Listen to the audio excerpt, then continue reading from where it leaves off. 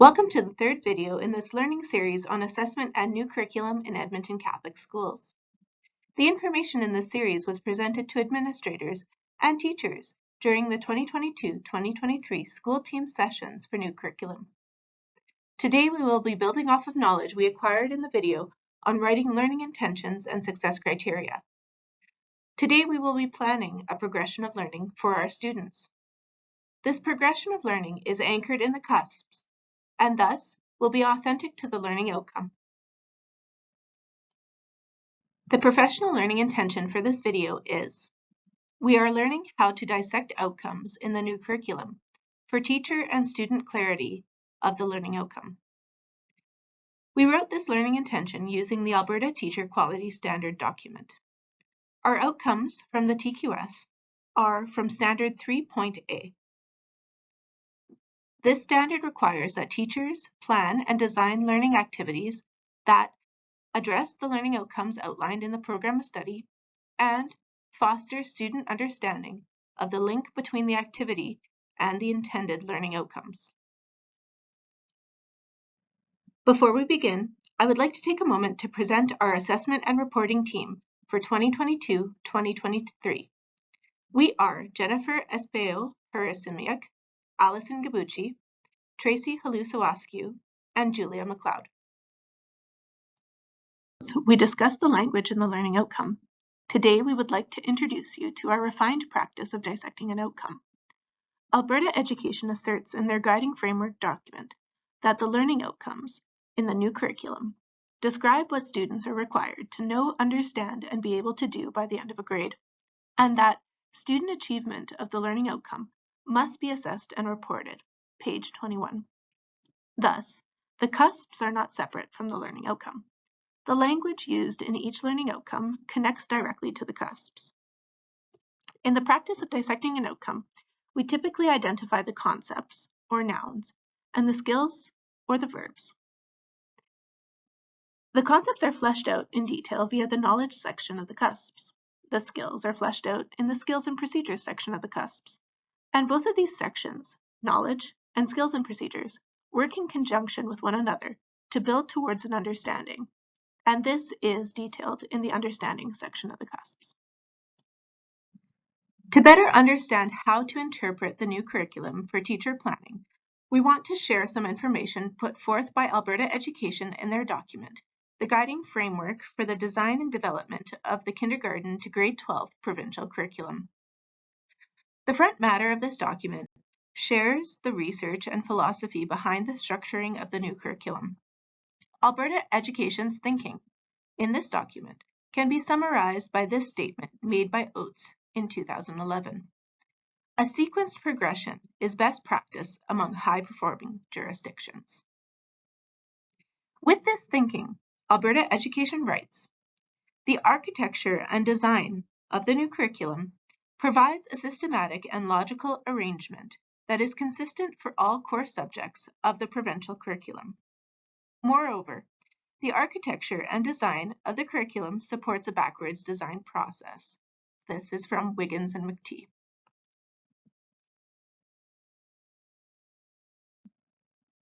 In planning with the new curriculum, teachers can use organizing ideas, guiding questions, and learning outcomes to develop long-range plans, and the cusps to write a series of lesson plans.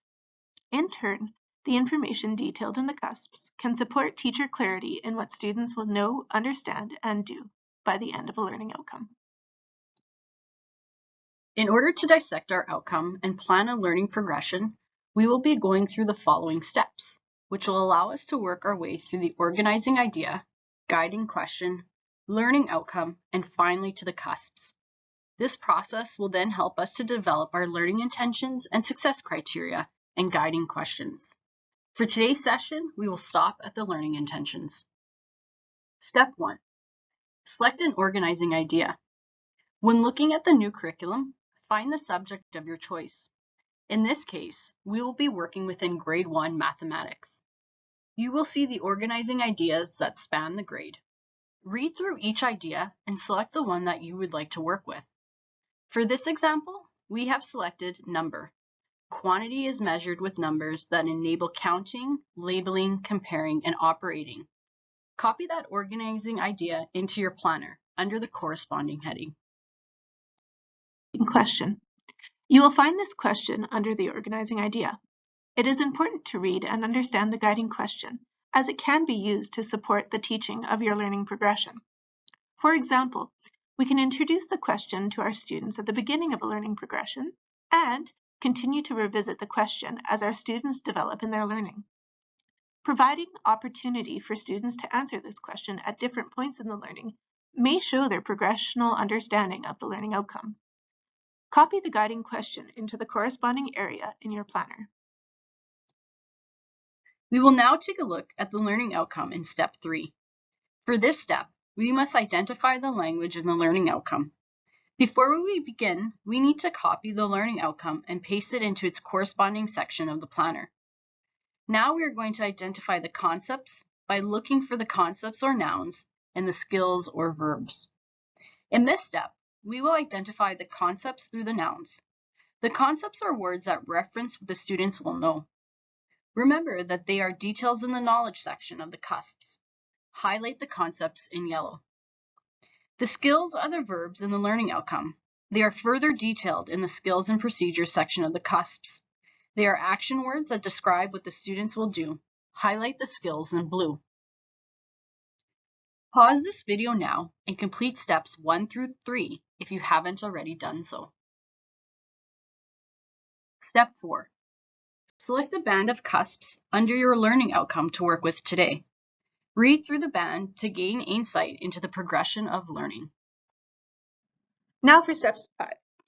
We're going to consider how the knowledge statements work with the skills and procedures statements to form a progression of learning from low level to higher order thinking, or known as Bloom's taxonomy. This progression of learning is based on the teacher's interpretation of the cusps. Looking at our example, here's our interpretation. For clarity's sake, we numbered our cusps. This is an optional step.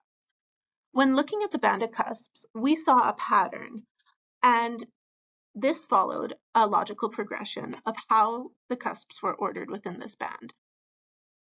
We realized that students needed to know certain knowledge statements before being able to access certain skills and procedures. We really want to note that not all bands of cusps will follow a progression like this one did. Moreover, the progression of learning within a band of cusps may be different from teacher to teacher. Alberta Education emphasizes that this curriculum details what to teach, not how to teach. Therefore, this step, step 5, is up to each individual teacher to consider Bloom's taxonomy, low level to higher order thinking, and determine for themselves and for their students what this progression looks like. Our 6th and final step for today is to write a learning intention for each grouping. Using the sentence stem, we are learning, or in French, j'apprends, craft a learning intention that can be shared with students and provide them the answer to the question, what are we learning? Pause this video now and complete step 6 if you haven't already done so. We would like to note before ending today's session that we have not yet arrived at the end of the dissecting an outcome process. Next time, we will complete the process by writing success criteria using I CAN statements, and by writing focusing questions in relation to the work that you have done today. Thank you for your time in learning about the new Alberta curriculum and assessment. If you are looking to dive into this work deeper, we are offering a community of practice beginning in January. Please view the following video for more information.